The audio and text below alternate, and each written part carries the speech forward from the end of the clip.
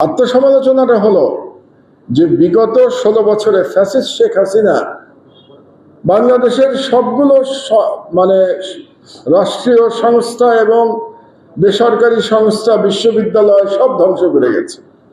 কিন্তু তার মধ্যে যে তিনটি পেশার সব থেকে ভয়াবহ ক্ষতি সাধন করেছে, যে তিনটি পেশার তার কারণে, প্রধানত তার কারণে সব থেকে বেশি ইমেজের ক্ষতি হয়েছে, আমি যদি সেই তিনটি পেশার 1, 2, 3 এভাবে বলি, আসলে আমি দাঁড়িয়ে বক্তব্য দিতেই পছন্দ করি, কিন্তু আপনাদের অনুরোধেই বসে বলতে হচ্ছে। সবাই দাঁড়িয়ে বললো আর আমি বসে বললাম, ব্যাপারটা খুব দেখতে দেখতে বৈষম্য হয়ে যায় ব্যাপারটা, এবং আমি খুব পছন্দ করছি। আজকের এই অনুষ্ঠানের বাইরে রাস্তায় যে কোনো নাগরিককে যদি জিজ্ঞেস করেন মাহমুদুর রহমান কে, আমার মনে হয় এক বাক্যে শুধুমাত্র একটা জবাবই দেবে যে আমার দেশের মাহমুদুর রহমান। আমি আগে কি ছিলাম, সরকারি কি ছিলাম, বেসরকারি খাতে কি ছিলাম, আমার আগের পেশা কি ছিল, সেগুলো বাংলাদেশের মানুষ মোটামুটি ভুলে গেছে। আর ভুলে না গেলেও তাদের কাছে সেই পেশাগুলো আর গুরুত্বপূর্ণ না। আত্মসমালোচনাটা হলো যে বিগত 16 বছরে ফ্যাসিস্ট শেখ হাসিনা বাংলাদেশের সবগুলো মানে রাষ্ট্রীয় সংস্থা এবং বেসরকারি সংস্থা, বিশ্ববিদ্যালয় সব ধ্বংস করে গেছে।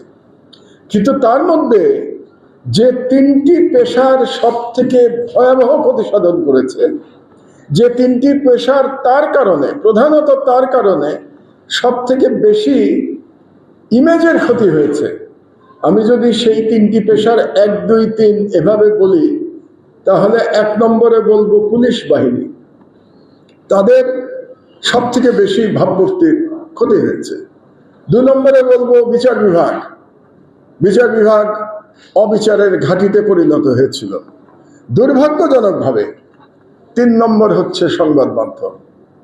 কারণ সাংবাদিকদের যে ইমেজ যেটা ছিল 2006 সাল পর্যন্ত, সেই ইমেজ একেবারে ধ্বংসপ্রাপ্ত করে গেছে শেখ হাসিনা।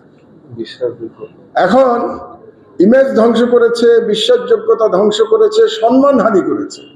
কারণ আমরা দেখেছি সব আমার মতো বয়োবৃদ্ধ সম্পাদকরা কিভাবে তৈলমর্দন করেছেন, এটা আমাদের দেখা, আপনাদের দেখা।